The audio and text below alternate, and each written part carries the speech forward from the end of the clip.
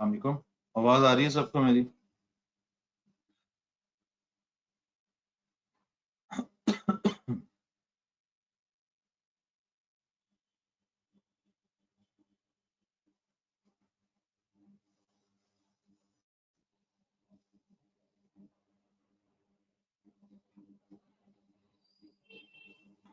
जी, सबको आवाज आ रही है?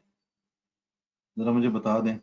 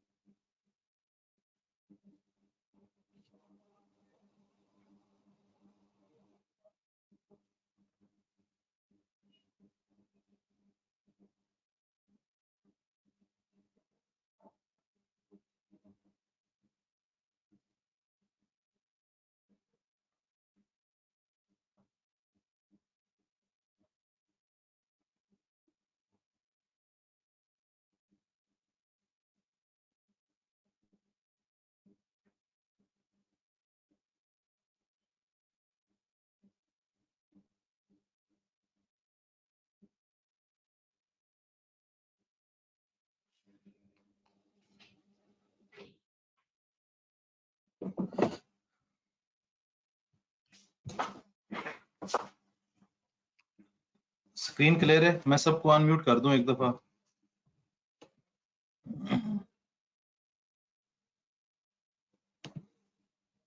मोहम्मद रमजान हो गए,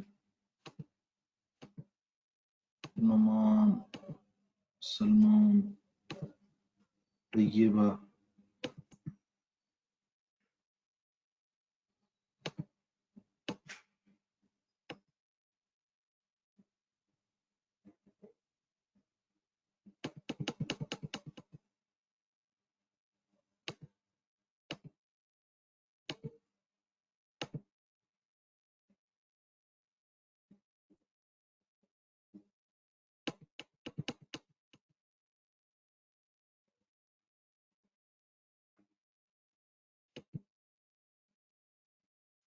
जी, सब लोग अनम्यूटेड हैं।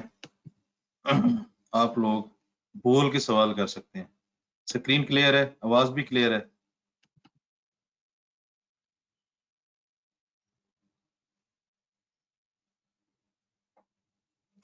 क्लियर है, आवाज भी क्लियर है?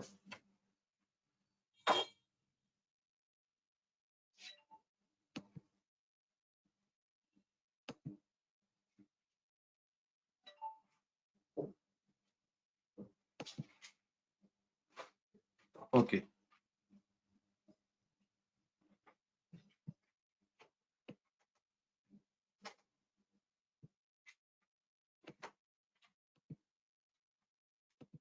इनकम स्टेटमेंट के ऊपर हमारा सेशन है। मैं पहले बता दूं कि हमने बैलेंस शीट के ऊपर सेशन 1 और सेशन 2 दोनों कर लिए हुए हैं, और ये आपको इस YouTube चैनल के ऊपर मिल जाएंगे, अजमल कांजो ऑफिशियल पर। ठीक हो गया? इसके साथ साथ IAS 10 और 37 भी वहां पे पड़ा हुआ है, और वहां पे IFRS 9 भी पड़ा हुआ है। ये है कंसोलिडेशन का तीसरा सेशन होने लगा है इनकम स्टेटमेंट के ऊपर। चौथा सेशन प्लान्ड है एसोसिएट के ऊपर, वो 3 या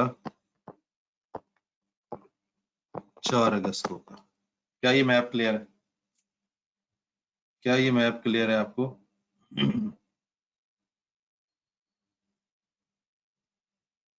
आप लोगों को मैंने अनम्यूट किया हुआ है, तो आप बोल के कर सकते हैं। अगर कोई बंदा बोल के नहीं कर सकता तो बता दें। जो लोग न्यू ज्वाइन कर रहे हैं वो मुझे बता दें, मैं उनको अनम्यूट कर दूंगा। सेशन के दौरान मैं स्क्रीन पे नहीं देख रहा हूँगा, ये मेरा व्हाट्सएप का नंबर है, यहाँ पे अपने सवाल आप पोस्ट करें। मैंने मोबाइल साथ खोल के रख लिया, 765906900318।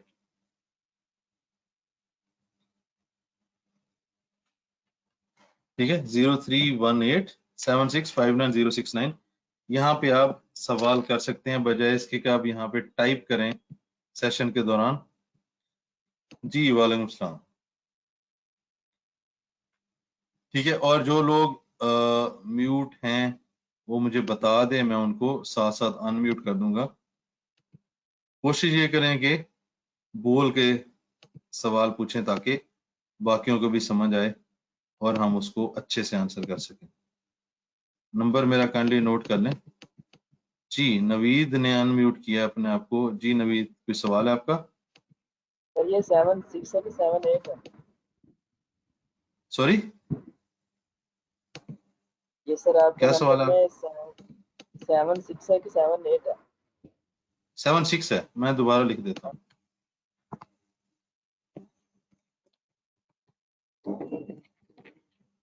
अब ठीक है?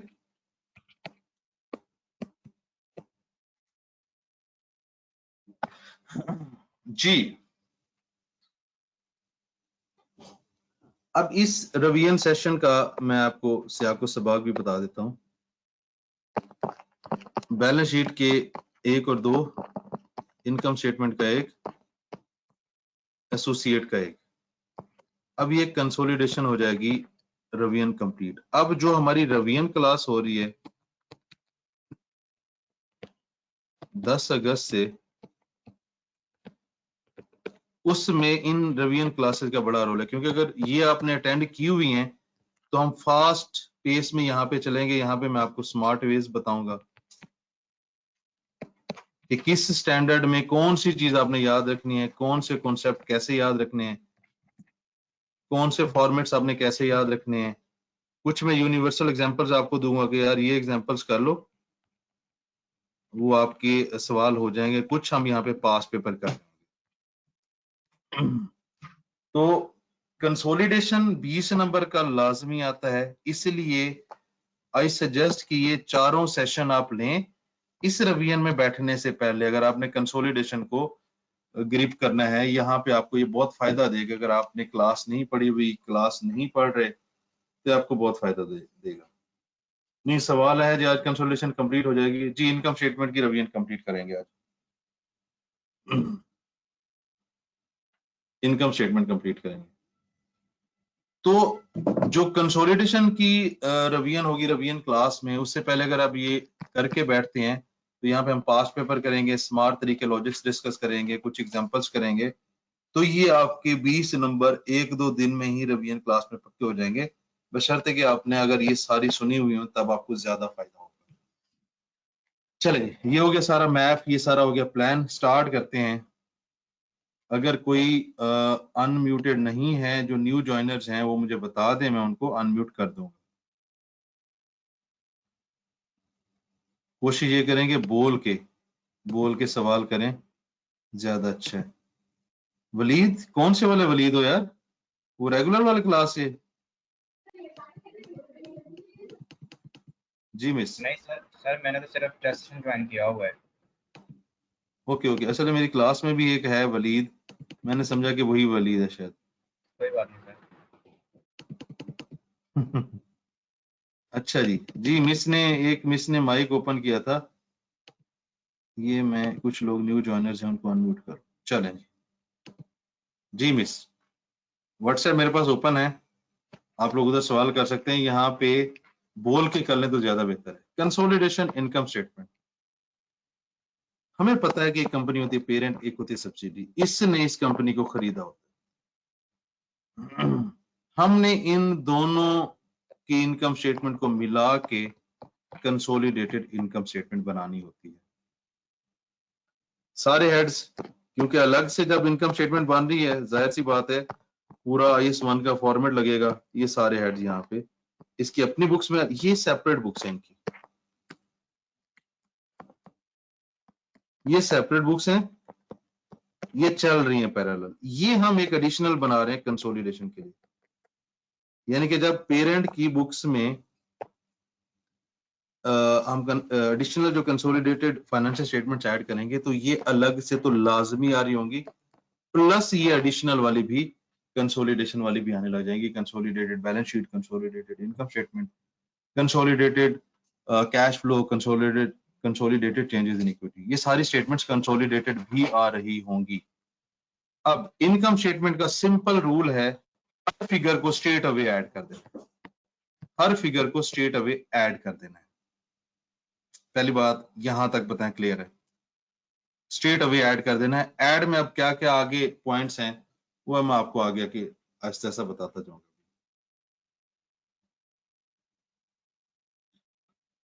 जी ठीक है।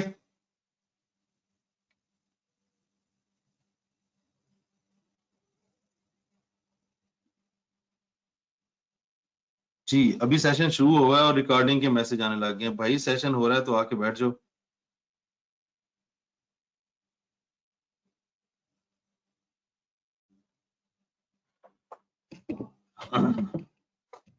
जी ठीक है, ये वाला क्लियर है आप लोगों का? जरा ओके, मोबाइल नंबर मेरा आपके पास है, उस पर थोड़ा सा मुझे बताते जाएं,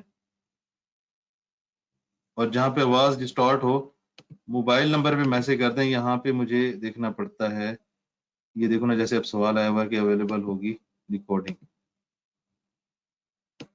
ठीक हो गया जी? ओके जी।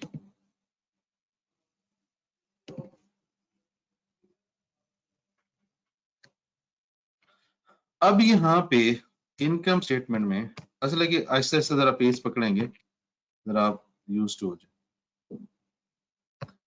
हमने पेरेंट की कंपनी का नाम यहाँ पे लिखना होता है। स्टेटमेंट ऑफ कंप्रिहेंसिव इनकम के साथ कंसोलिडेटेड का वर्ड जुड़ जाएगा और जो टाइम पीरियड है यहाँ पे रुपीज एंड थाउजेंड, या अगर मिलियन है तो वो भी लिखें। हमेशा याद रखिएगा जब रुपीज थाउजेंड या मिलियन हो, हर एक चीज चाहे वो स्टेटमेंट्स हो चाहे वो नोट्स हो यानी कि वर्किंग, वहां पे भी ये देना होता है लाजमी। ये ऑफेंड होता है एग्जाम में अगर आप नहीं करते। हमने स्ट्रेट अवे हर चीज को ऐड कर देना, जितनी चीजें आ रही हैं पेरेंट की इनकम स्टेटमेंट में और जितनी चीजें आ रही हैं सब्सिडियरी की इनकम स्टेटमेंट में, स्ट्रेट अवे ऐड कर देना। ऐड करने के बाद एंड पे हमारे पास एक प्रॉफिट आफ्टर टैक्स आता है।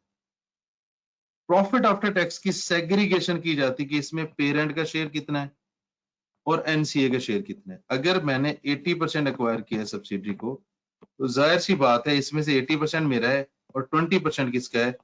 एनसीए का। एन अगर मैं बात करूं इनकम स्टेटमेंट में तो सिर्फ ये एक वाहिद एरिया है जो मुश्किल है, बस मुश्किल एरिया कि एनसीए का एरिया कैसे निकालना, एनसीए का हिस्सा कैसे निकालना। ये हम सारी जो एडजस्टमेंट्स हैं डिस्कस करते जाएंगे, एंड पे ये चीज भी वाइंड अप हो चुकी होगी। क्या यहां तक क्लियर है? क्या यहां तक क्लियर है? जिन लोगों ने नया ज्वाइन किया है व्हाट्सएप पे प्लीज मुझे साथ साथ बताते जाएं और सवाल करते जाएं। ओके, अब चलते हैं जी आगे।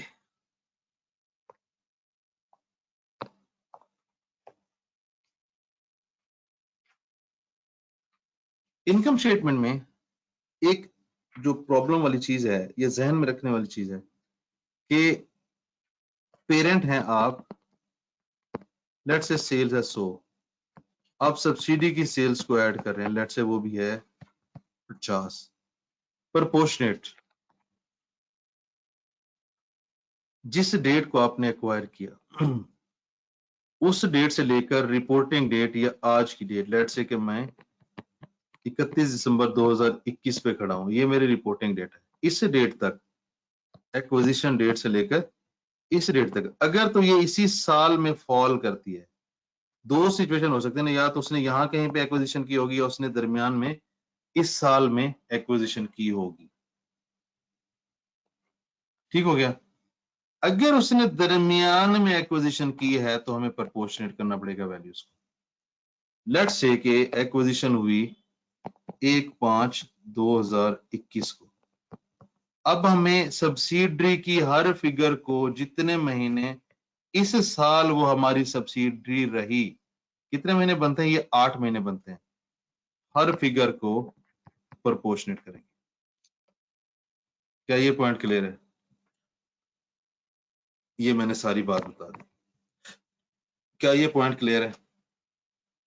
प्रोपोर्शनेट वाला, अगर मैं जिस साल में मैं खड़ा हूं 2021 में, और 2021 में कंसोलिडेशन करने लगा हूं, और मैंने एक्विजिशन 2021 से पहले की है, तो मुझे प्रोपोर्शनेट करने की जरूरत नहीं है।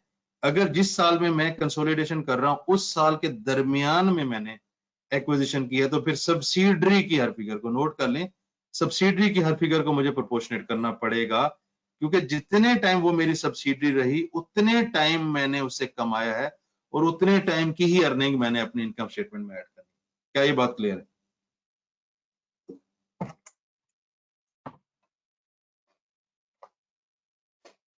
क्या ये बात क्लियर है? व्हाट्सएप पे कि यार बताएं मुझे।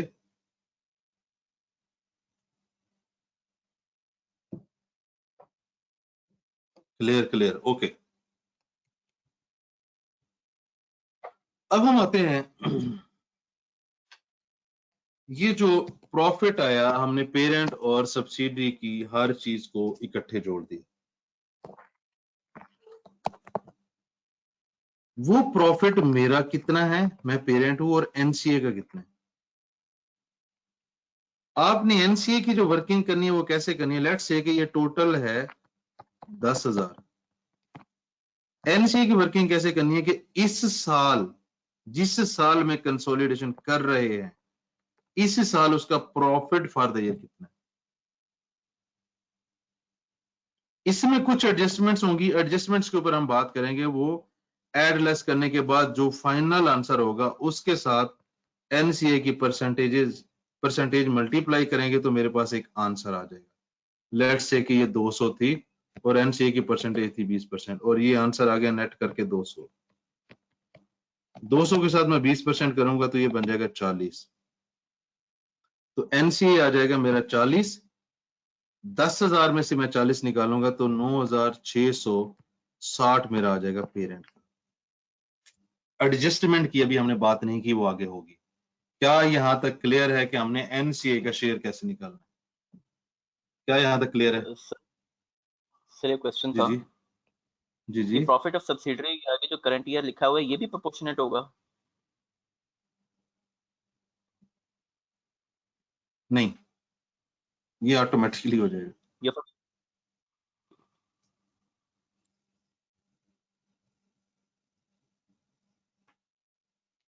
ऑटोमेटिकली हो जाएगा, ठीक है।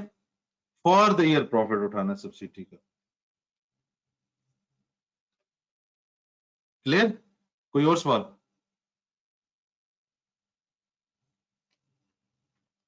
क्लियर क्लियर क्लियर जी। सवाल है, अगर सर अगर mid of the year acquire करें तो भी फुल, जी जी, प्रॉफिट फॉर जो प्रॉफिट सब्सिडी का वो तो पूरा लेना है।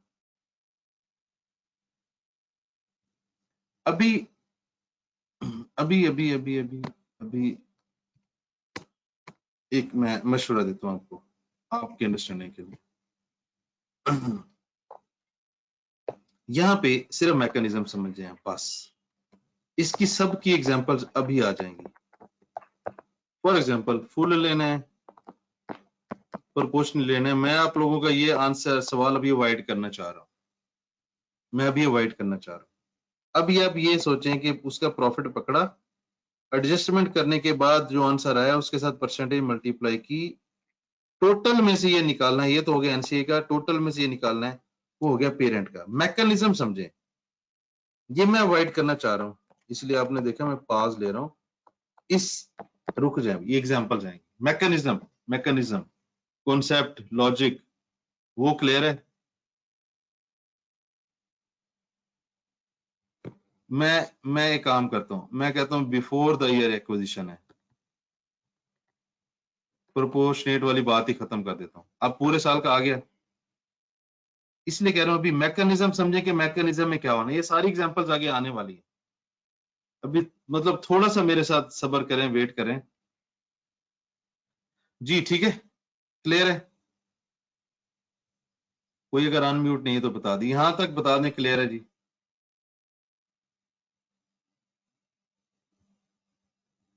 चलो जी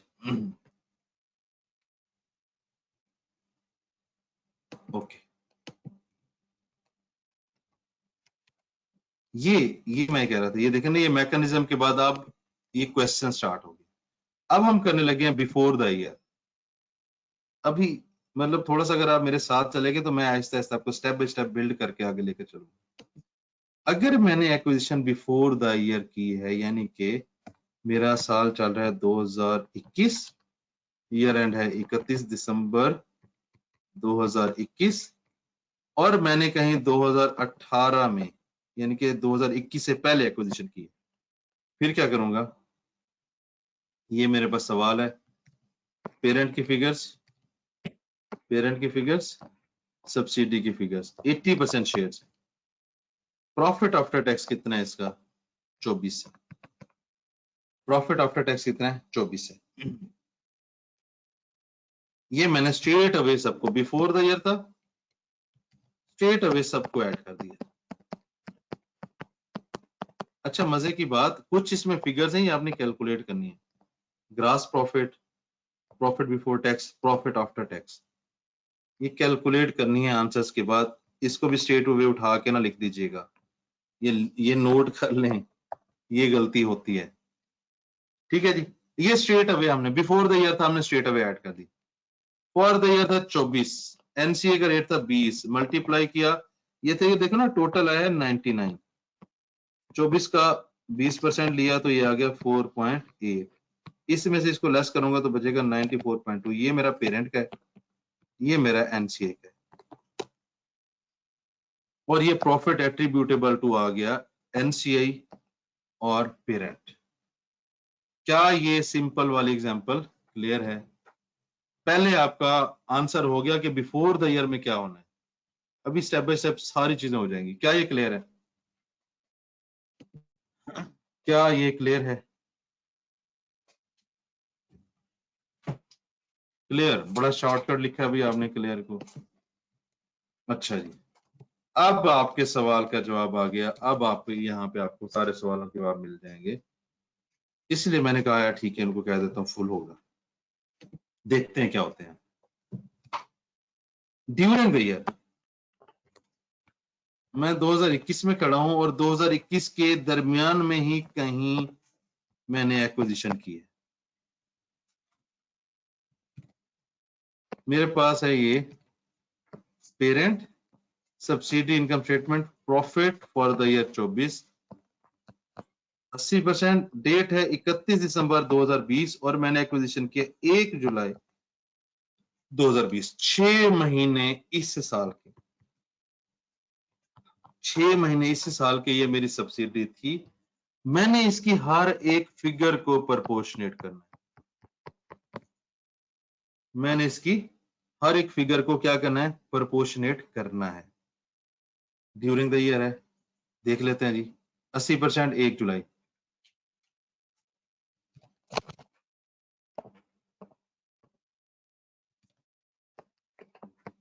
हाँ जी, ठीक हो गया।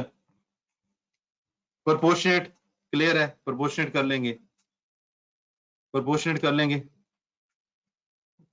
यार एक दो बंदे जरा व्हाट्सएप पे एक्टिव बैठे हैं, ताकि मैं जब पूछूं कि हाँ जी क्या सूरत हाल है, टाइम ज्यादा किल ना हो।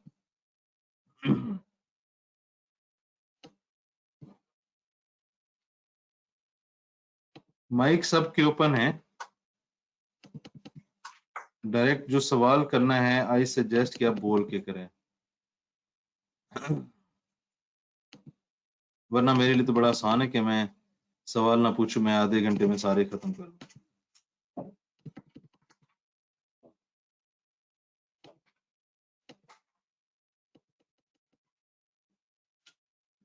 जी सवाल लगता है, यस सर क्लियर, कर दें खत्म। अल्लाह, अब फॉर देयर प्रॉफिट था इसका 24, देखते हैं जब क्या करना। अब जिनका वो सवाल था प्रॉफिट फॉर द ईयर है 24 सब्सिडी का। एनसीए का रेट कितना है? 20%।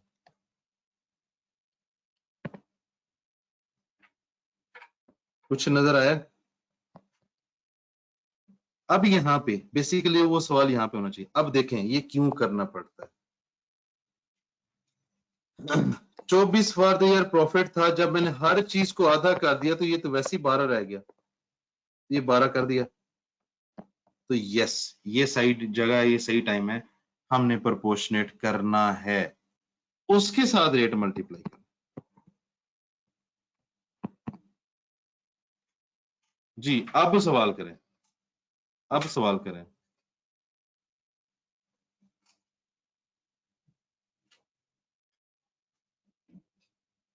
अब सवाल करें। अरे अब तो टाइम है, पहले कर रहे थे अब नहीं कर रहे। भाइयों बहनों बुजुर्गों, क्लियर हो गया है। चलो गुड हो गया। तो बेसिकली टीचर के माइंड में ना एक मैप होता है कि उसने कौन सी चीज कहाँ पे बतानी है। तो मैंने तो हर एक चीज की एग्जांपल बनाई हुई है, तो इसलिए वो आगे आ जाती है। मेरे साथ जो जो चीज मैं बता रहा हूं, सजेस्टेड ये है कि अगर आप उससे रिलेटेड सवाल करेंगे तो आप ज्यादा फायदे में रहेंगे। आप आगे की चीज ना सोचें, जो मैं बता रहा हूं सिर्फ उसका।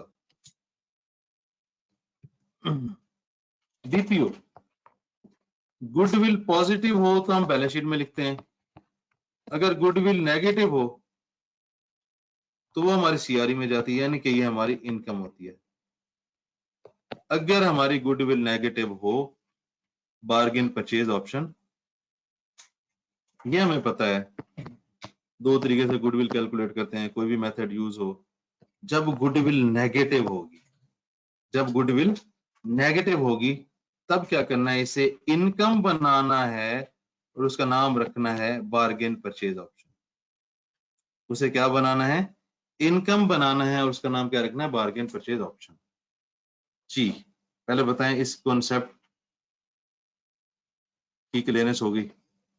पहला हमने एडजस्टमेंट डिस्कस की, that is bargain purchase option.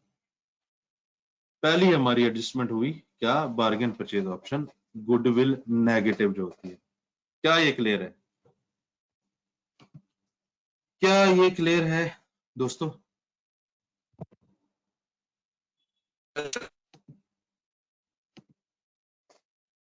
जी कोई सवाल था बोल के कर रहा था, कौन है? कौन है भाई? अगर सवाल नहीं तो मैं आगे चलूं यार, भाई एक्टिव रहें, बताएं। यस सर, चलें आगे। हाँ तो दसो तो सही ना मैंने। अब दूसरा कॉन्सेप्ट है, ये अब दूसरा कॉन्सेप्ट स्टार्ट करने लगी, डिविडेंड।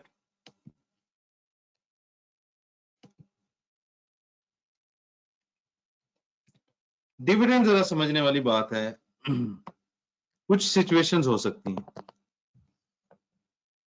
सिर्फ पेरेंट ने रिकॉर्ड किया है, रिसीवेबल पेबल आ रहा है बैलेंस शीट में, ये हमारा इररेलेवेंट है, हम इनकम स्टेटमेंट। रिसीवेबल पेबल आ रहा है बैलेंस शीट में, ये हमारा इररेलेवेंट। सिर्फ पेरेंट ने रिकॉर्ड किया है, सिर्फ सब्सिडी ने रिकॉर्ड किया, या दोनों ने रिकॉर्ड किया।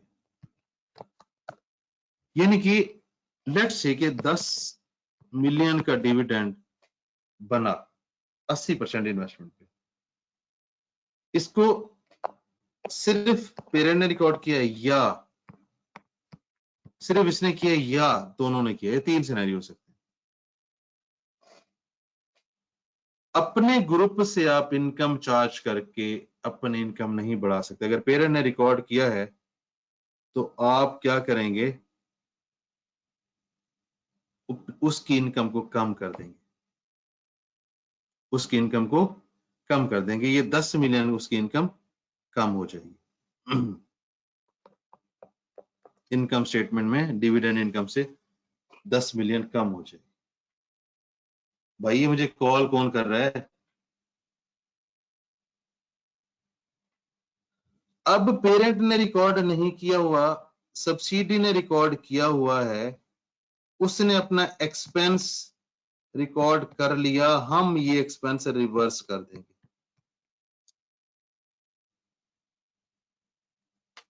अगर इसने रिकॉर्ड नहीं किया, इसने रिकॉर्ड नहीं किया, फिर इग्नोर हो जाएगा। हमने करना नहीं था। अगर दोनों ने रिकॉर्ड किया होता तो हमने वैसा एलिमिनेट करना था। जब दोनों ने रिकॉर्ड ही नहीं किया तो हम इग्नोर करते हैं। अब अगर दोनों ने रिकॉर्ड किया हुआ है, एक बंदे ने इनकम बनाई है, एक बंदे ने एक्सपेंस बनाया है, दोनों की चीजों को रिवर्स कर देंगे। क्या ये बात क्लियर है? क्या ये बात क्लियर है? और भाई वो भाई हर चीज की एग्जांपल आएगी। रुक जाओ रुक जाओ, जो मैं पूछ रहा हूं क्या वो क्लियर है? वो बताएं। ओके क्लियर जी। किसी को कोई सवाल है? डिविडेंड एक मुश्किल एरिया समझा जाता है। कोई सवाल?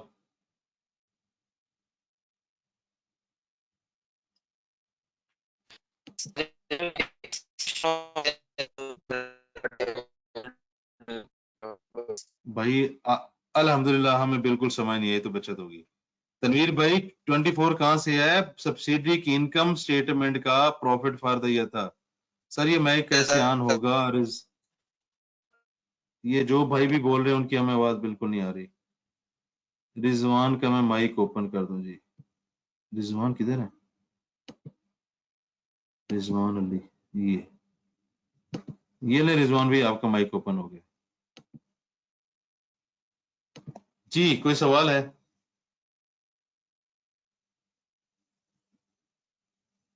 चले जी, अब हम चलते हैं आगे।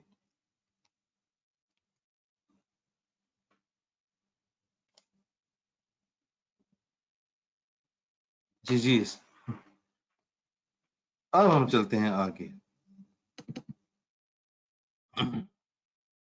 हमने देखा अगर गुडविल नेगेटिव हो तब क्या करना है। हमने देखा डिविडेंड हो तब क्या करना है। इंटरेस्ट एंड मैनेजमेंट फी, अगर पेरेंट ये चार्ज करता है, अगर ये पेरेंट चार्ज करता है, जाहिर इंटरेस्ट वो चार्ज करेगा लोन के ऊपर,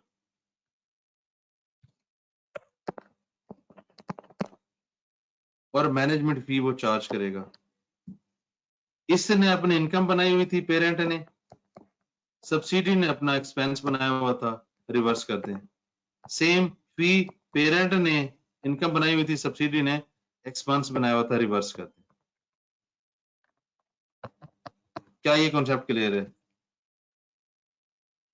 इंटरेस्ट ऑन लोन, इनकम, हर तरह की इनकम, हर तरह का एक्सपेंस जो सब्सिडी पेरेंट से, पेरेंट सब्सिडी से चार्ज करता है, वो रिवर्स करना होता है। इनकम एंड एक्सपेंस का ये जहन में रखें। इनकम एंड एक्सपेंस का ये जहन में रखें। हर तरह का एक्सपेंस, हर तरह की इनकम जो एक दूसरे से चार्ज की गई होती है, वो रिवर्स करनी होती है। अगर रिकॉर्ड नहीं की गई तो इग्नोर करना होता है। जी क्लियर है? इनकम या एक्सपेंस का कॉन्सेप्ट क्लियर है?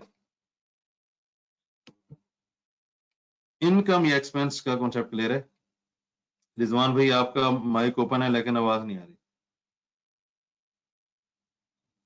सवाल किसी का? किसी का कोई सवाल नहीं है? यार सवाल भी नहीं है, बताते भी नहीं है। Sir parent receive, if parent receive loan and pay interest will be reverse the whole or the percentage of ownership. Sir कोई सवाल नहीं।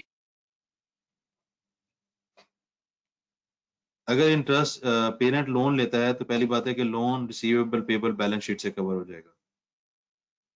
और भाईजान आपने 10 लाख का लोन है, आपको उस पे इंटरेस्ट मिला है तो पूरा पूरा मिला है ना, तो पूरा पूरा रिवर्स करें ना, परसेंटेज क्यों अप्लाई करनी? चलें जी आगे चलते हैं। आइटम्स नॉट रिकॉर्डेड, ये मैं इनकम एंड एक्सपेंडिचर सारे मैंने इसी एक जगह पे इकट्ठे किए हैं, फिर इसको एक एग्जांपल में देखते हैं। अगर एक्वायर करने के बाद आपको पता चलता है सब्सिडी ने कोई इनकम रिकॉर्ड नहीं की, कर दें, कंसोलिडेटेड इनकम स्टेटमेंट में कर दें। इसने कोई एक्सपेंस नहीं रिकॉर्ड किया, रिकॉर्ड कर दें।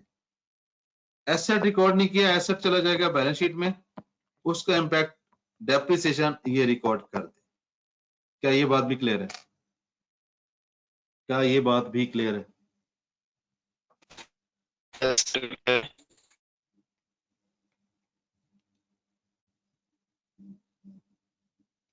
बैलेंस शीट लेट्स से मैं 2021 में खड़ा हूं और मैं कंसोलिडेशन कर रहा हूं। मैंने एक्विजिशन की 2017 1 जनवरी, ईयर एंड है 31 दिसंबर 2012। इस दिन इसने एक एसेट 10,000 का रिकॉर्ड नहीं किया, 10% उसकी डेप्रिसिएशन बनती है। 17 में रिकॉर्ड नहीं किया होगा, 18 में रिकॉर्ड नहीं किया होगा, 19 में रिकॉर्ड नहीं किया होगा, 20 में नहीं, 21 में नहीं, 17, 18, 19, 20, 21, 5 साल।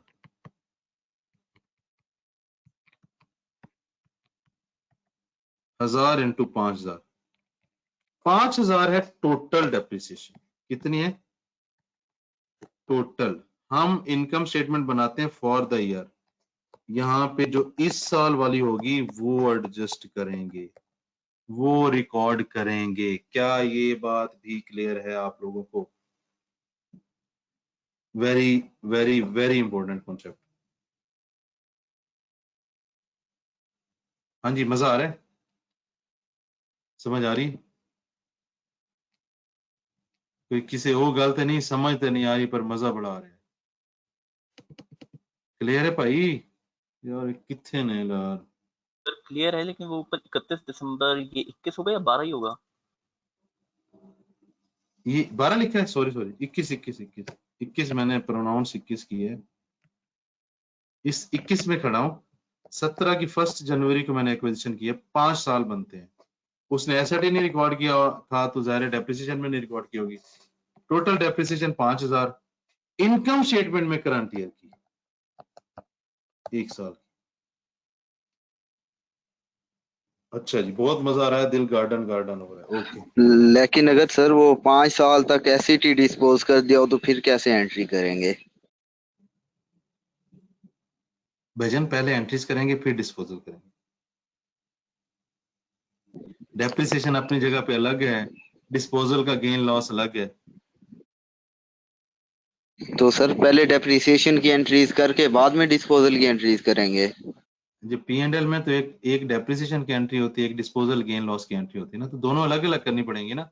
अगर आप डेप्रिसिएशन की एंट्री नहीं करेंगे तो डिस्पोजल गेन लॉस कैसे निकलेगा लड़के?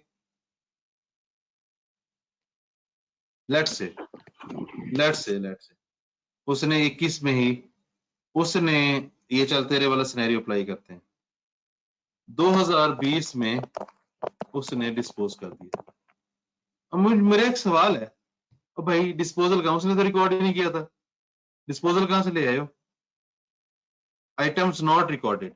मैं तो उस एसेट की बात कर रहा हूं जो उसके पास एसेट है उसने रिकॉर्ड नहीं किया हुआ। केड़ा डिस्पोजल जो तुमने रिकॉर्ड ही नहीं किया? चलो सर ठीक है। ओ भाई मैंने भी तो यही लाता ही, मैं क्या है कि लेकिन खैर अगर कोई ऐसा सिनेरियो आए, लेट्स से कि ये रिकॉर्डेड था और डेप्रिसिएशन का फर्क था, 2020 में उसने डिस्पोज कर दिया, तो 4,000 बनती है डेप्रिसिएशन, उसने किया 8,000 का डिस्पोज, कैरिंग वैल्यू थी 6,000, कैरिंग वैल्यू थी 6,000, प्रोसीड्स थी 8,000, गेन 2,000। पहले 4,000 की एंट्री करोगे फिर 2,000 की एंट्री करोगे, करना पड़ेगा। Done done sir. चलो चला, इजाजत है कि चला? यस सर चलें ठीक है। ओके जी। अब ये सारे एक्सपेंसेस और इनकम जो हमने डिस्कस किए उसको डालते हैं एक एग्जांपल में।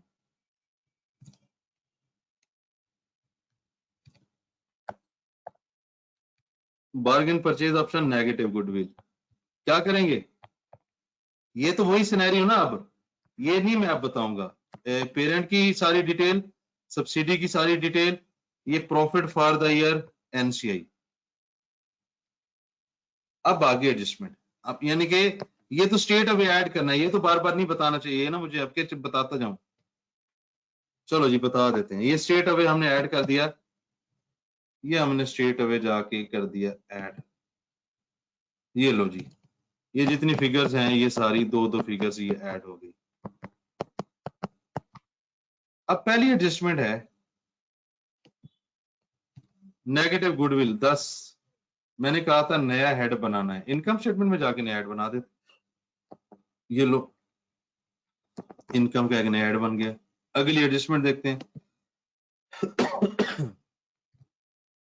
Interest on loan provided by parent was 2, management fee charge was 5। Parent ने 2 चार्ज किया है, 2 उसने बनाई है इनकम और 2 उसने बनाया होगा एक्सपेंस। 2 इनकम लेस कर दूंगा और 2 एक्सपेंस ऐड कर दूंगा। डन हो गया। इसका ये नहीं कहना कि यार 2 तो नेगेटिव है और 2 पॉजिटिव है तो ये 0 है, तो इसको लिखने की जरूरत नहीं भाई, लिखना है ये इनकम लेस की है, ये एक्सपेंस रिवर्स किया है, यानी कि दोनों रिवर्स किए हैं। क्या ये बात क्लियर है? चाहे 0 आंसर हो लिखना है, ठीक है। आगे चलते हैं। Income and expense was not recorded, subsidy ने रिकॉर्ड नहीं किया था 10 और 20। जो चीज आपको किसी हेड में ना मिले उसको मिसलिनियस में ऐड कर देना है, जैसे कि 10 और 20।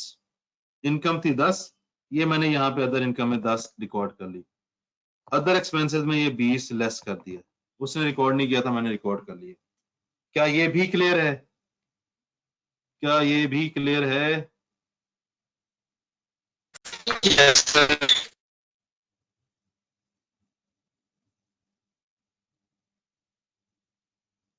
जी यार मुझे दूसरे नंबर पे व्हाट्सएप करें, ये पर्सनल वाले पे कर रहे हैं, मैं वो खोल के बैठा हूँ। Dividend declared and paid by subsidy and P limited has also received, then क्या ट्रीटमेंट होगा? बता तो दिया, रिवर्स होगा। सर एक मेरी रिकॉर्डिंग ही है नहीं आ रही है और मेरा माइक भी अनम्यूट नहीं है हो रहा। भाई नाम तो बताओ, मैं कैसे अनम्यूट करूं? 318 वाले भी मैसेज करें यार। -2 +2 भाई, एक मिनट। ये इंटरेस्ट ऑन लोन पेरेंट ने लिया, इसने इनकम बनाई थी 2, सब्सिडी ने 2 एक्सपेंस बनाया था, मैंने इसको लेस कर दिया -2 करके। इसने एक्सपेंस रिकॉर्ड किया था, मैंने ये वापस बढ़ा दिया +2 करके। ये दोनों को रिवर्स किया है, इसलिए ये -2 और +2 है।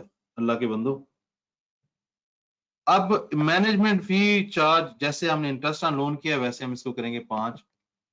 पेरेंट ने इनकम बनाई है, इनकम उसकी लेस कर देंगे, सब्सिडी ने एक्सपेंस बनाया है, एक्सपेंस उसका रिवर्स कर देंगे, दोनों को रिवर्स कर देंगे। इनकम एंड एक्सपेंस दोनों ने एक दूसरे के अगेंस्ट अगर इनकर की हुई है तो उनको रिवर्स करेंगे। और कोई एडजस्टमेंट है? अरे कितनी डाल दी है। Dividend income include 5 from subsidy recorded by both. 5 dividend income है, डिविडेंड इनकम है 5 रिकॉर्डेड बाय बोथ। एक ने इनकम बनाई, एक ने एक्सपेंस बनाया, तो इनकम एंड एक्सपेंस की साइंस क्लियर है। इनकम एंड एक्सपेंस की साइंस क्लियर है। यार किधर हो दोस्तों? जी सर क्लियर है। ओके ओके जी, आगे चलते हैं। ये हमने इसकी बड़ी अच्छी एग्जांपल की।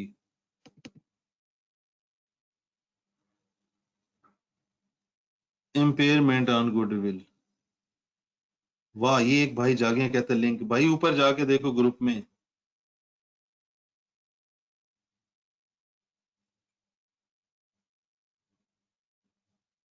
ओके जी, क्लियर है सबको? एक मिनट, डन हो गया जी। इम्पेयरमेंट ऑफ गुडविल, आपने जो गुडविल रिकॉर्ड की है उसके ऊपर इम्पेयरमेंट हो जाती है, फिर क्या करेंगे? इम्पेयरमेंट जैसे कि आप जानते हैं कि एक्सपेंस होता है, इसको एक्सपेंस की तरह ट्रीट करेंगे। यहां पे एक चीज याद रखनी है आप, यहाँ पे एक चीज याद रखनी है आपने, गुडविल को कैलकुलेट करने के दो तरीके हैं, प्रोपोर्शनेट और फेयर वैल्यू। प्रोपोर्शनेट में सिर्फ पेरेंट की गुडविल होती है, फेयर वैल्यू में दोनों की गुडविल होती है। अब इंपेयरमेंट आ गई, अब इंपेयरमेंट अगर तो मेथड 1 है तो इंपेयरमेंट सिर्फ पेरेंट के लिए चार्ज करनी है, होगा एक्सपेंसिव बट किसके लिए चार्ज करनी है, पेरेंट के लिए। अब अगर दूसरा मेथड यूज है और इंपेयरमेंट पेरेंट और एनसीए दोनों के लिए है तो पोस्ट टैक्स को एडजस्ट करना है, यानी कि इसका मैं कंक्लूजन लिखता हूं, ये आएगा हेड इंपेयरमेंट का एक्सपेंस के नाम से जितनी भी फिगर है। पेरेंट की और सब्सिडी का बताने का मकसद ये है कि जो एनसीआई है उसमें जाके इस इंपेयरमेंट ने अकाउंट फॉर होना, जो भी एक्सपेंस पोस्ट एक्ट होगा, जो भी एक्सपेंस पोस्ट एक्ट होगा वो एनसीआई की जो यहां पे फिगर कैलकुलेट कर रहे हैं उसको जाके इफेक्ट करेगा। वो कैसे करेगा वो भी बताता हूं, लॉजिक पहले बताएं, क्लियर है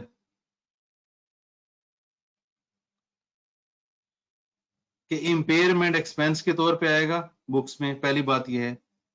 दूसरी, प्रोपोर्शनेट है तो पेरेंट के लिए है, फेयर वैल्यू है तो दोनों के लिए है। हमने इनकम स्टेटमेंट में इसको बना दिया एक्सपेंस। अब ये अलग अलग कैसे हैंडल होगा वो मैं समझा देता, वो कैसे कैसे हैंडल होगा वो मैं समझा देता।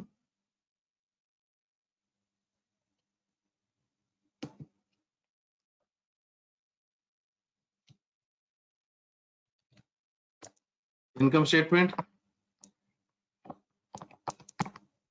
पेरेंट की और सब्सिडी की, 80% शेयर्स लिए, एनुअल इंपेयरमेंट कितनी है,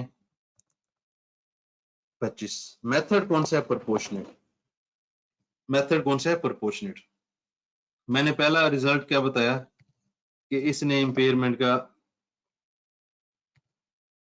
हेड बनना है।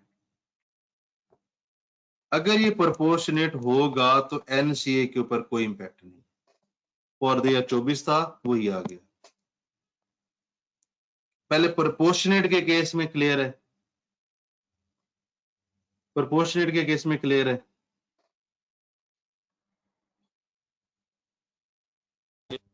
ओके, अब आते हैं अगले केस में।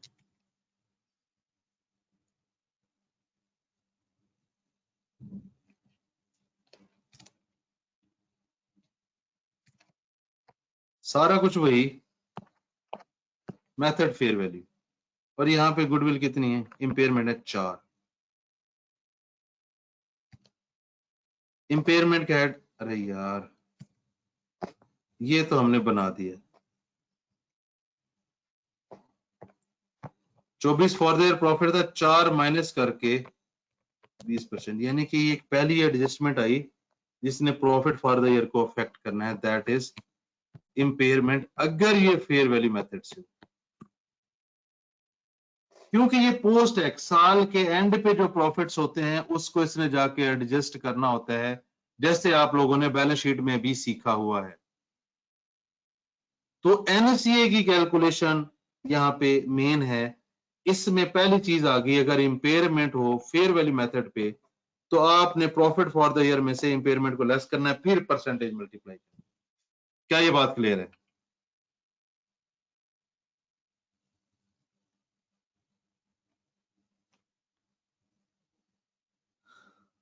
डन, ओके जी। किसी को इसमें किसी किस्म का कोई सवाल, किसी का माइक अगर बंद है तो बता दे, मैं ओपन कर देता हूँ।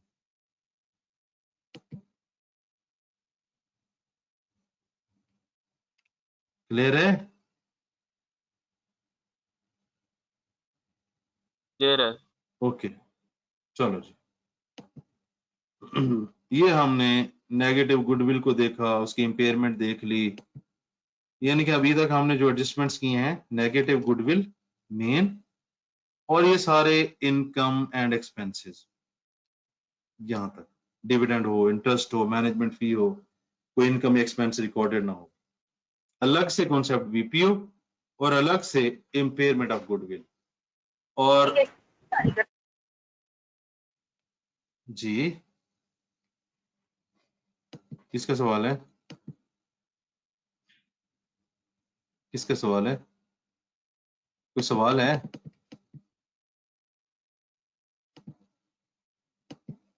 मूसा भाई अनम्यूटेड नहीं थे, मैंने कर दिया। सवाल है कोई? यार तुम लोग टाइम बहुत वेस्ट करवा रहे हो। सर मेरा माइक ऑन कर दे। तहमीना, ये कौन है कॉल? एक मिनट यार, मैं कॉल ले लूं। कौन?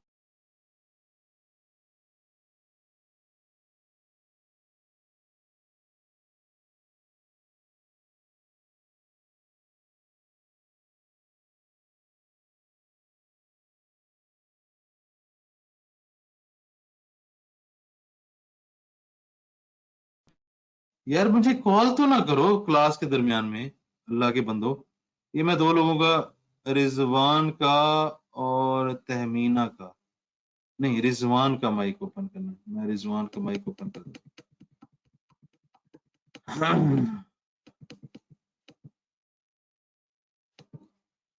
ये जी रिजवान साहब, हो गया आपका माइक ओपन। चलें जी, हमने excuse me BPO sir. Impairment. जी जी एक्सक्यूज मी सर। जी जी सर भाई सर ये बोलो। पीछे से मैं आप सर बोल रहा हूँ सर, एक सेकंड सर। पीछे से मुझे कुछ क्लियर नहीं है, वो आपने जल्दी जल्दी इसमें गुजार दिया और मेरा माइक भी ऑफ था।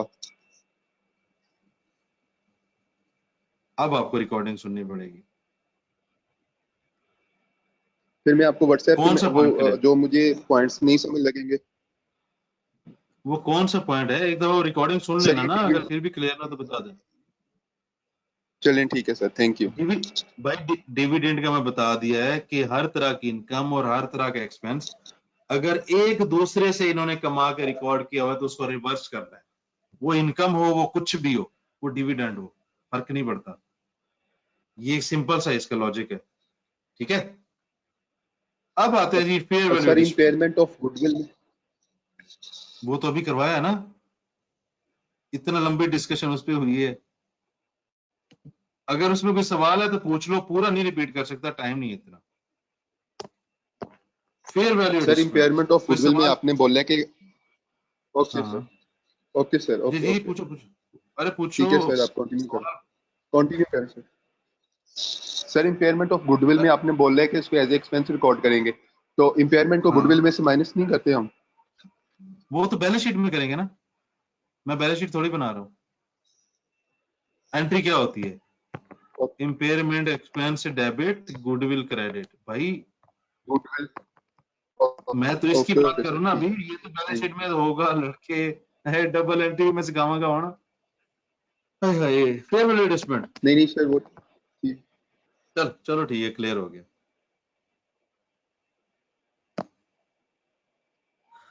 एक जब मैंने सब्सिडी को एक्वायर किया, एक एसेट था, उसकी वैल्यू थी उसकी बुक्स में 100। जब मैंने एक्वायर किया उस दिन है 120 और उसने इस 20 का इंपैक्ट नहीं रिकॉर्ड किया हुआ, तो जाहिर सी बात है वो डेप्रिसिएशन भी 100 पे कर रहा होगा। इसका मतलब 20 के ऊपर उसने अपने एसेट को नहीं बढ़ाया और 20 के ऊपर डेप्रिसिएशन में नहीं रिकॉर्ड हुई। हम इस 20 के ऊपर डेप्रिसिएशन रिकॉर्ड करेंगे सारे सालों की। इनकम स्टेटमेंट के लिए क्या रेलेवेंट होगी? करंट ईयर की। क्या ये बात क्लियर है? Yes sir. क्या ये बात क्लियर है? चलो जी। क्लियर है। जी सर। और ये भी पोस्ट एक्ट है, यानी कि दूसरा इंपैक्ट आ गया, क्योंकि अगर वो डेप्रिसिएशन इस दफा रिकॉर्ड करता तो 24 प्रॉफिट ना होता, कम होता। अच्छा, पोस्ट एक्ट की मैं लॉजिक पिछले उसमें बताना भूल गया। अगर वो अपनी बुक्स में इंपेयरमेंट का एक्सपेंस रिकॉर्ड करता 4 से, तो उसका ये प्रॉफिट वैसे रिड्यूस हो गया, 20 हो जाता, तो मैंने 24 माइनस 4 कर दिया था। अब अगर ये डेप्रिसिएशन लेट से ये 2 है, ये वो रिकॉर्ड करता तो उसका प्रॉफिट 22 होता है, इसलिए 24 में से 2 माइनस करेंगे।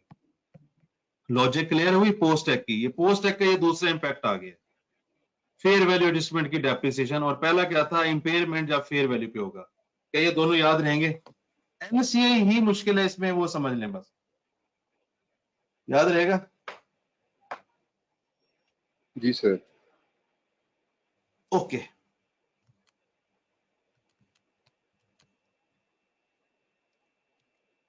सवाल करते हैं।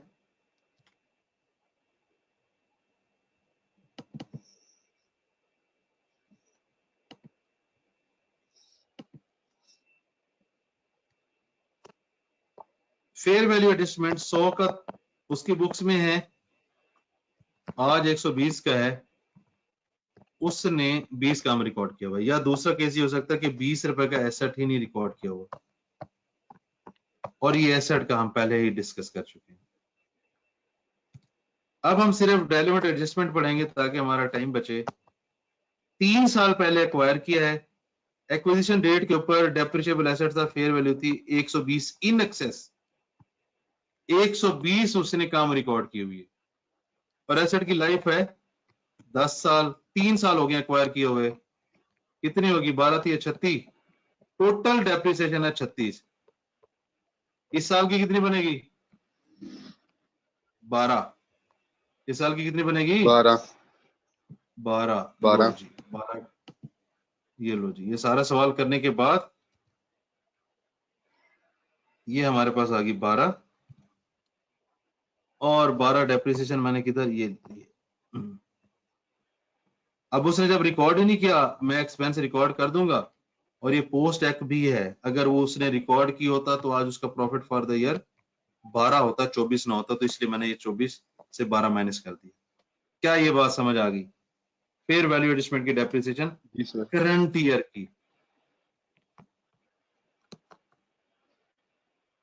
कोई सवाल? अरे मजा आ रहा है, समझ भी आ रही है? बहुत ज्यादा सर। अच्छा, जी सर। तो सोचोगे डिटेल में कैसे पढ़ाते होंगे हम। यूआरपीएन स्टॉक, ओहो। बहुत मजा आ रहा है पंजाबी भाई, बहुत मजा आ रहा है। ओके, अच्छा जी, यूआरपीएन स्टॉक।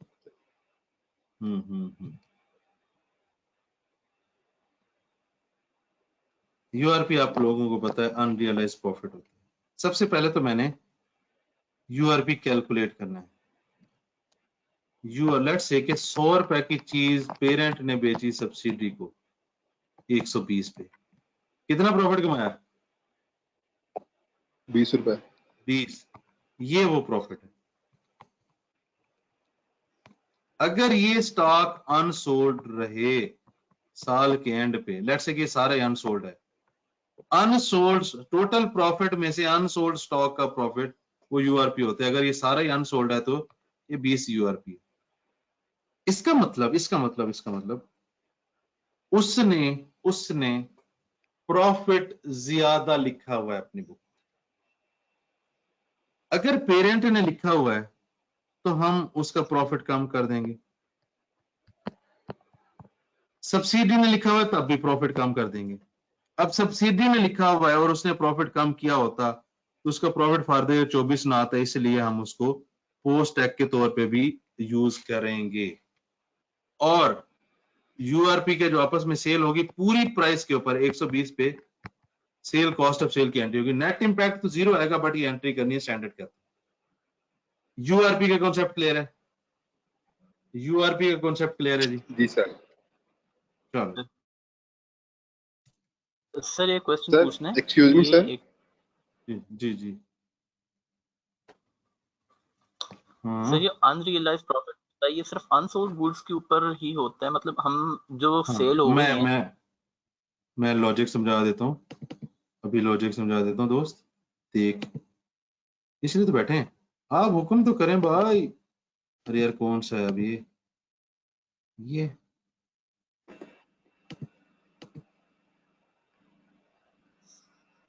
है लॉजिक, सुनो आप सारे।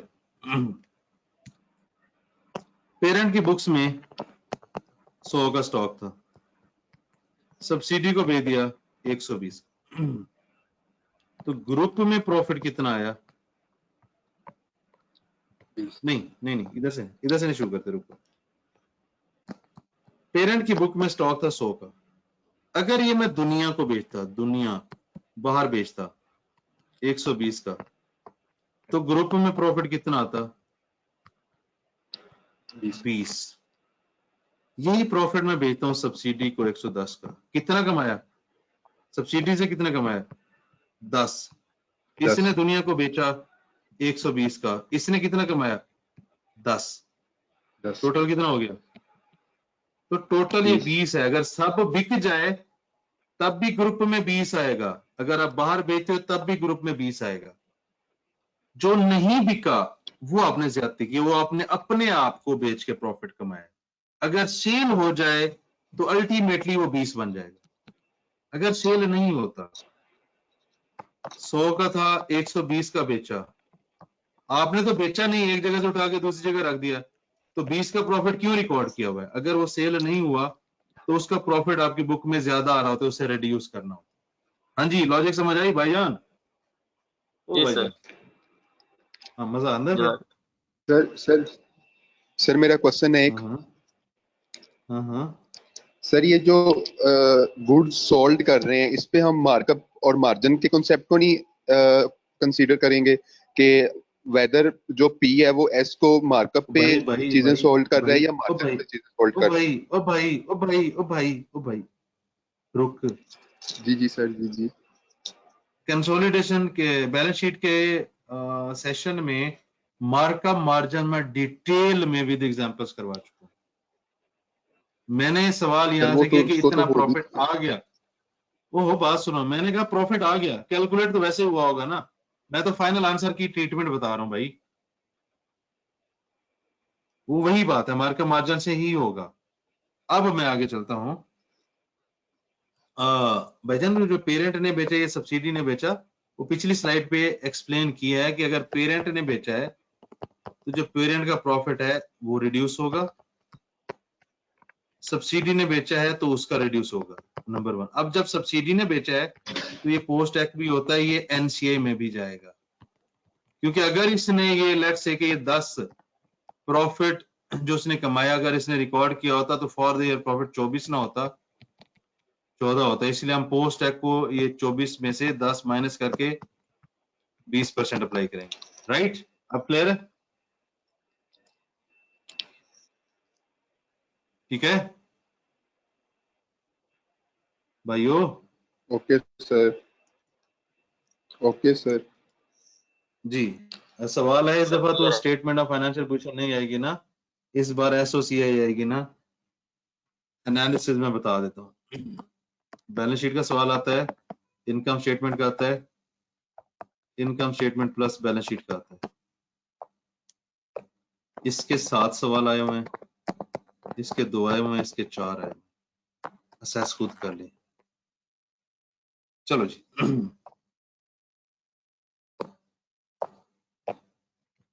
एग्जाम्पल, ये भाईजान, ये अब जो मार्कअप मार्जिन वाले भाई थे, पेरेंट ने बेचा सब्सिडी को 50 का या सब्सिडी ने बेचा पेरेंट को 50 का। बाय द ईयर एंड सारी चीजें सेल हो गई, नो ईआरपी, नो यूआरपी। जब सब सेल हो गया कोई यूआरपी का कॉन्सेप्ट नहीं। वो जो सेल्स कॉस्ट ऑफ सेल वाली एंट्री, वो अरे यार ये आ गई, यूआरपी नहीं है, सब सेल हो गया। अगले एग्जांपल पे चलते हैं जहां पे यूआरपी है। पेरेंट ने सब्सिडी को बेचा जहां पे यूआरपी है। पेरेंट ने सब्सिडी को बेचा है जी जहां पे यूआरपी, पेरेंट ने बेचा है सब्सिडी को, कुछ अनसोल्ड स्टॉक है। पी ने बेचा एस को 45, मार्कअप है 25। साल के एंड पे 1/3 स्टॉक में 45 का बेचा, मार्कअप है 25%, 1/3 स्टॉक में। ओके, 45, 25, 1/3। ये जी मार्कअप मार्जिन को यूज करके हमारे पास यूआरपी आ गया 3। हमने इस 3 को पहले वो entry sales debit cost of sale credit 3 उसकी इनकम थी, मैंने उसकी 3 इनकम कम कर दी। अब चूंकि पेरेंट ने बेचा है एनसीए पे इसको कोई इंपैक्ट नहीं जी।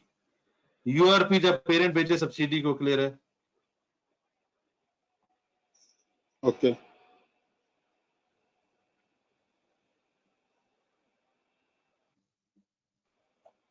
यार मैं यूआरपी की बात कर रहा हूं, आप एनआरवी पे आ रहे हो। ਭੈਣ प्रॉफिट ਦੀ ਗੱਲ ਹੈ ਨਾ, ਭਾਵੇਂ ਐਨਆਰਵੀ ਤੋਂ ਆਵੇ ਭਾਵੇਂ ਕਾਸਟ ਤੋਂ ਆਵੇ, प्रॉफिट ਤੋਂ ਬਾਅਦ ਗੱਲ ਕਰਨੀ। मैं ਤੁਹਾਨੂੰ प्रॉफिट ਦਾ ਟ੍ਰੀਟਮੈਂਟ ਦੱਸ ਰਿਹਾ। अब अगर सब्सिडी बेचे पेरेंट, सर जो अनसोल्ड प्रॉफिट है, सॉरी अनसोल्ड गुड्स हैं जो, हाँ सर अगर वो ऑब्सोलीट हो जाती हैं, अगर वो ऑब्सोल्यूट हो जाती हैं, भाई अभी यूआरपी तक रहे, अभी यूआरपी तक रहे, ये सीख ले। ओके पहले सिंपल चीजें सीख ले, ओके सर ओके कंसोलिडेशन के बेसिक और जरूरी चीजें सीख लो। ये जब ग्रिप कर जाए, जितने मर्जी एडवांस पूछ लेना मुझे सवाल। अभी पहले ऐसी एक एक स्टेप करके छाते जा रहे हैं, छाते पे पहुंच जाओ, ठीक है? ये सारी चीजें समझ लो, ग्रिप कर लो, छाते पे जाके पास्ट पेपर कर लो, जो तैयारी हो जाए फिर एडवांस लेवल दे सारे सवाल कर लेना, कोई मसला ही नहीं, पूछ लेना। अभी सीख तो लो। अच्छा जी, सब्सिडी बेचे पेरेंट को, वही सेम सिनेरियो, अनसोल्ड स्टॉक है, यूआरपी इज देयर, वही।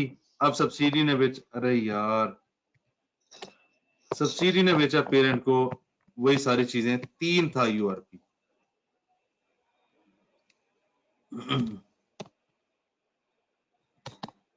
मार खाएगा मुझसे ये लैपटॉप आज। 3 यूआरपी। अगर उसने ये प्रॉफिट उसने ये रिड्यूस किया होता तो उसका कितना आता? 21। इसलिए ये पोस्ट एक एडजस्टमेंट है, ये मैं लेस करके परसेंटेज मल्टीप्लाई करूंगा। अब ये एक एक चीज मैं एनसी में ऐड कर रहा हूं, ये आपके जहन में एट ए टाइम होनी चाहिए। क्या ये बात क्लियर है? ये 3 आ गया, किधर है? ये 3 आ गया, और ये cost of sale to sales की एंट्री भी आ गई। जी, यूआरपी क्लियर है? जी sir okay. URP on asset, URP on asset, अरे ये स्टॉक लिखा हुआ है, आगे चलते हैं एसेट वाली जगह।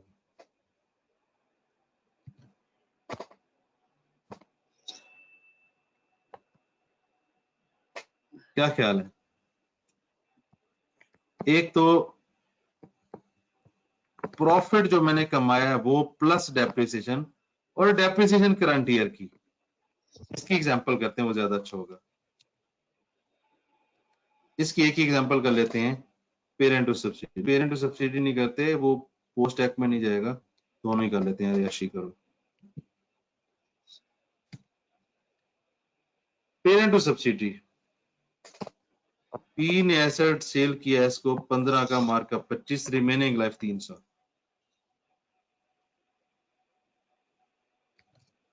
तीन आ गया यूआरपी, 3 आ गया यूआरपी। पेरेंट ने बेचा, उसने 3 इनकम बनाई होगी, रिवर्स कर दें, रिवर्स कर दी। 3 के ऊपर डेप्रिसिएशन 1 साल की 1 और 3 साल हो गए हैं, तो टोटल डेप्रिसिएशन 3। इस साल की डेप्रिसिएशन कितनी है?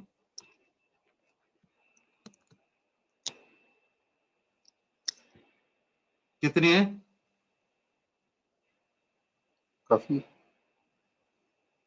अरे भाई कितनी है डेप्रिसिएशन? 1 है। इस साल की कितनी है? 3 साल पहले बेचा ना, 3 साल हो गए, 3 साल पहले बेचा, और यूजफुल लाइफ भी 3 साल थी, यूआरपी भी 3 है, तो डेप्रिसिएशन टोटल कितनी आएगी? 3। इस साल की कितनी आएगी? 1। अब 3 के ऊपर डेप्रिसिएशन ज्यादा चार्ज होती रही है, इसका मतलब मेरी इनकम कम बनती रही है ना। इनकम कम बनती रही है Yes, ना, sir. इनकम बढ़ा दूंगा, ये लो इनकम बढ़ा दी करंट ईयर की डेप्रिसिएशन से। अब चूंकि पेरेंट ने बेचा था, पोस्ट एक्ट के ऊपर कोई इंपैक्ट नहीं, आगे से जी ठीक है। चलूं आगे, जी सर, चलूं आगे। जी सर, चलें सर, चलें।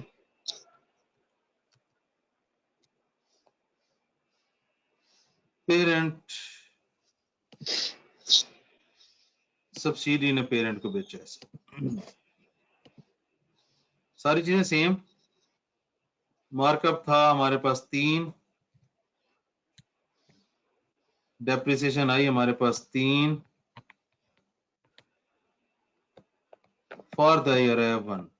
अब अगर सब्सिडी ने ये रिवर्स किया होता तो उसकी इनकम कितनी बनती? 25। नहीं, पहले सब्सिडी ने इसको प्रॉफिट कमाया 3, अगर इसने ये प्रॉफिट एडजस्ट किया होता 21 बन जाती। और इसलिए डेप्रिसिएशन जो एक लेस की है, ये अगर रिवर्स करते तो ये 22 हो जाती। ये दोनों मैंने एक यहाँ पे काम कर दिया। डन। तो देखना है कि एनसीए में कौन सी चीज जाएगी। अगर सब्सिडी ने इसको रिकॉर्ड किया होता तो उसका profit for the year plus minus होता। जो चीज फॉर द ईयर प्रॉफिट को प्लस माइनस करेगी वो एनसीए की वर्किंग में आ जाएगी। डन डन डन जी ठीक है। कोई सवाल है? सवाल? No sir, no sir.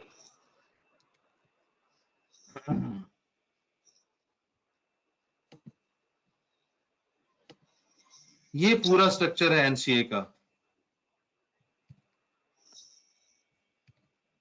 URP की डेप्रिसिएशन ने इसको हिट किया था, इंपेयरमेंट ने इसको हिट किया था, फेयर वैल्यू एडजस्टमेंट की डेप्रिसिएशन ने इसको हिट किया था। यूआरपीएन स्टॉक जब सब्सिडी ने बेचा तब हिट हुई, यूआरपीएन एसेट जब सब्सिडी ने बेचा तब हिट हुई, डेप्रिसिएशन जब ऐसा रिकॉर्ड नहीं हुआ था तब हिट हुई। नेट करके जो फिगर आएगी उसके साथ परसेंटेज मल्टीप्लाई करेंगे तो हमारे पास ये आंसर आ जाएगा।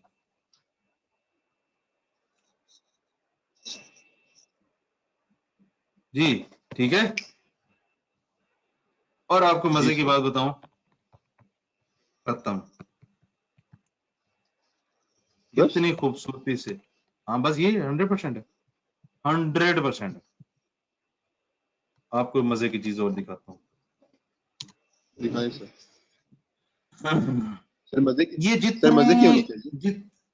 मजे की होगी, जितनी मैंने बातें की है सारी आज, ओहो सर, इसका तो मैंने प्रिंट निकाला हुआ है। ये एक पेज पे लिखी हुई है। आज जितने मैंने कॉन्सेप्ट डिस्कस किए हैं ये सारे एक पेज पे लिखे हुए हैं। यशी, ये है ईदी गिफ्ट, बल्कि 14 अगस्त का गिफ्ट। इसी तरीके से बैलेंस शीट की भी है, इसी तरीके से एसोसिएट की भी है। और मजे की बात, मेरे इसी तरीके FAR2 के हर टॉपिक की है 1 पेजर समरी। यस सर, मैंने सारी निकाली हुई है। 100% वहां पे आपको एक पेज पे सारे कॉन्सेप्ट्स मिलेंगे। जी इनकम स्टेटमेंट खत्म हो गई। हाँ जी, फिर छुट्टी मैनू सही रहा है जी? कुछ फायदा हुआ है कि टाइम जाया हुआ है? सर बहुत, नहीं सर, नहीं बहुत सर, फर्क फायदा। पड़ा है कसम से। सर जी सर ये जो आपने समरीज बनाई हुई है, आपने बताया कि ये कैसे मिलेंगे हमें? ये वो ड्राइव पे पड़ी हुई है सर की। हाँ हाँ, वो ड्राइव का लिंक आप लोग रवियन के ग्रुप्स में हैं? मुझे ग्रुप्स बता दें, मैं आपको अपने ग्रुप्स बता देता हूँ सर, कौन कौन से हैं। में हूँ सर। एक तो मिनट इसमें अभी अभी select क्लियर हो करने जाएगा। अरे एक मिनट रुको तो जाओ, बोलने लगे हो।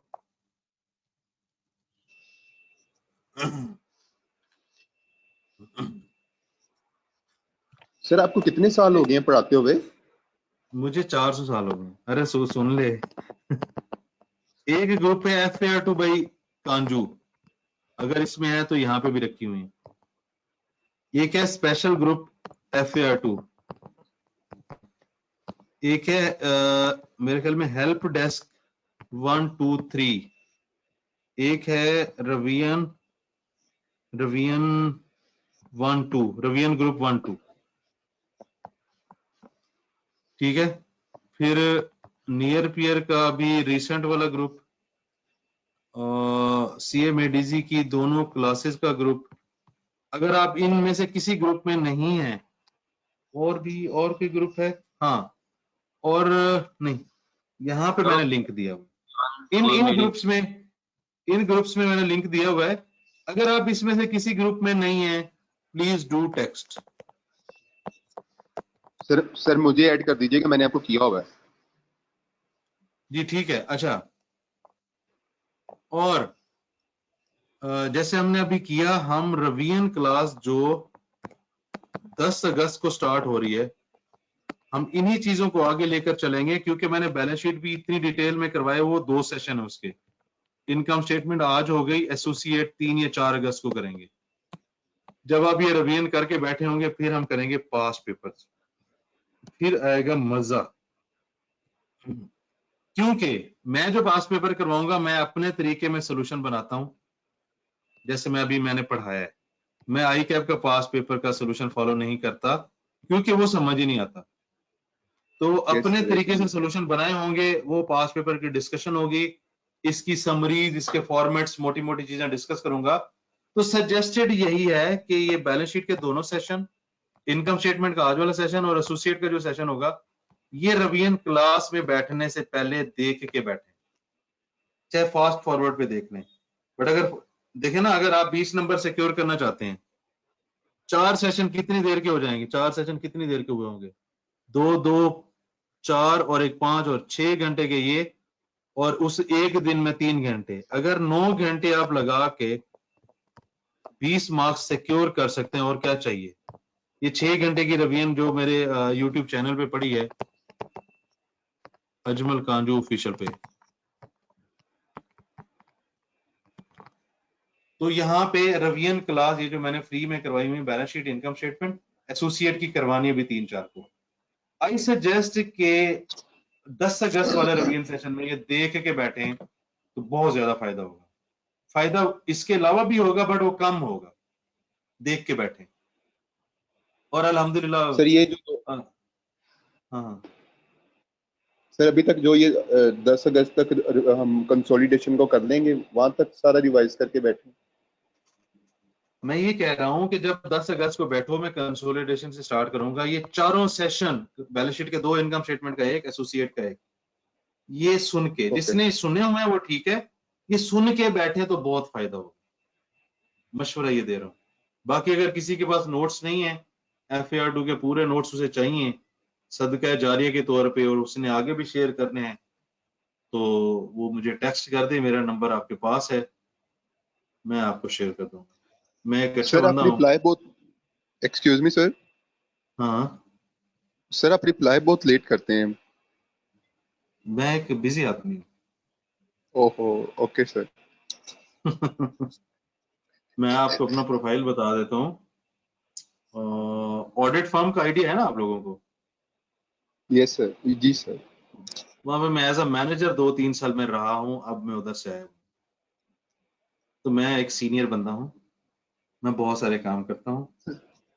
सर But- आपने अपना इंट्रोडक्शन तो बताया नहीं। अगर आपके बारे में कोई पूछे तो क्या बताएं हम उसको कि सर अजमल लो कांजू जी, कौन है? ओए होए, ओए होए यार, तूने मेरी दुखती रग पे हाथ रख दी। ओहो सर, रहने दे फिर sir. My name is Ajmal कांजू। Okay.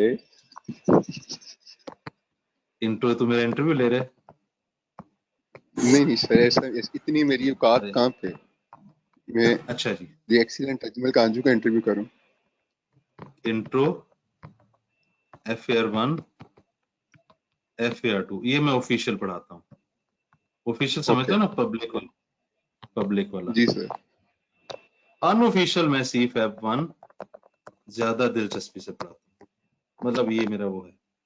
बाकी ACCA में F7, ACCA में F7, और वो जो P2 है, ये F7 है कैफ 7 के लेवल का,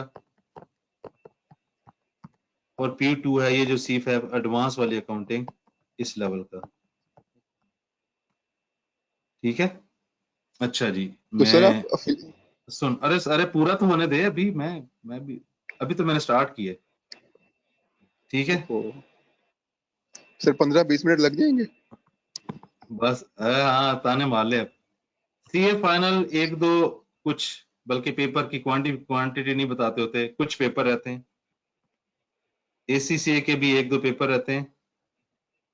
MBA, MPhil finance,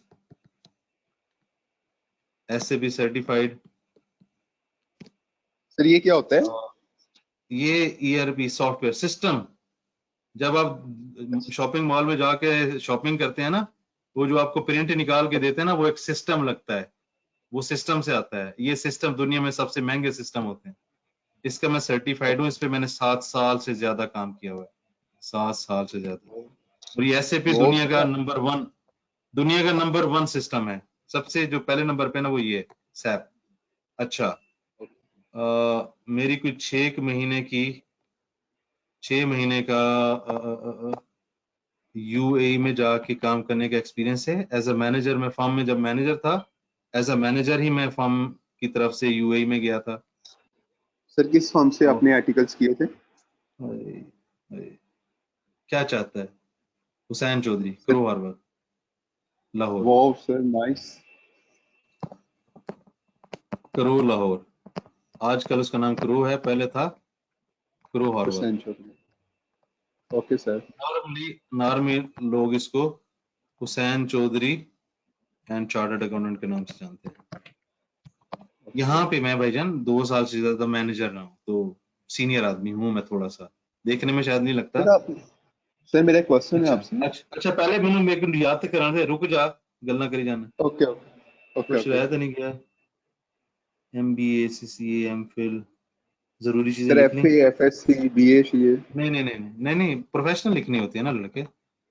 okay SAP, okay. UAE, हाँ बस। और टीचिंग में बता देता हूँ, जो टीचिंग है अदर देन सीए तो मैं 2003 से कर रहा हूँ। सीए वाली 2010 से शुरू की हुई। काफी है इतना, बस इतना बहुत है। अदर देन सर एक सीए यानी क्वेश्चन कि है मेरा आपसे। एफएससी, बीए, हाँ, होम ट्यूशंस। सर आपने इतनी छोटी उम्र में इतना कुछ कैसे कर लिया? छोटी उम्र तो देखने में लगती है, बालिश उम्र। जी, सेशन ऑफिशियली ओके डन है, सारी चीजें डन है। Okay sir. किसी ने कोई सवाल पूछना है तो वो रुक सकता है, सेशन खत्म हो गया। ये जी इंट्रोडक्शन, अगर कोई आपसे पूछे तो वो बता दीजिएगा फिर आप। सर मैं इसको प्लीज रुकिएगा, मैं नोट कर लूं। ओए ड्रामे ए रिकॉर्डिंग आ जाएगी यूट्यूब पे, वो तो देख लेंगे। फिल्मा चला रहे हैं, उन्हें तो एक तस्वीर खींच ली होनी है। Okay sir. ये तेरे जैसे ओके बच्चे सर, जब ओके फॉर्म में आते थे ना मेरे पास ट्रेनिंग के लिए, जी सर। मतलब तुम लोगों के लिए तो ये जी ख्वाब है जी ना, कैफ करना और कैफ के बाद आर्टिकल करना, ठीक है? जी जी। तो मैंने तो कितने बैच, डबल फिगर से ज्यादा बैच मैंने ट्रेन करके मार्केट में भेजे हुए हैं। तो मैं समझ जा फिर आगे। ये जो तू बात कर रहा है ना जिस तरीके से, मैं तेरी वो आखिरी रग तक जा रहा हूँ। चलो जी ठीक है, जिसने बात करनी है, पर्सनल डिस्कशन करना है, वो कॉल पे, मैसेज पे, व्हाट्सएप कॉल पे कर सकता है। सेशन ऑफिशियली खत्म हो गया है। इंशाल्लाह मुलाकात होती है अगले सेशन में। आपने सर ज्यादा अगर मेरे साथ बात करनी है तो आप कांटेक्ट कर सकते हैं, ठीक है जी? कोई अगर सवाल किसी का रह गया तो पूछ सकता है, नहीं तो फिर इसको क्लोज करते हैं।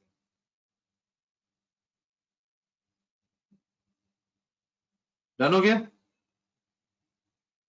इंशाल्लाह मुलाकात होती है जी अगले सेशन में। अल्लाह हाफिज।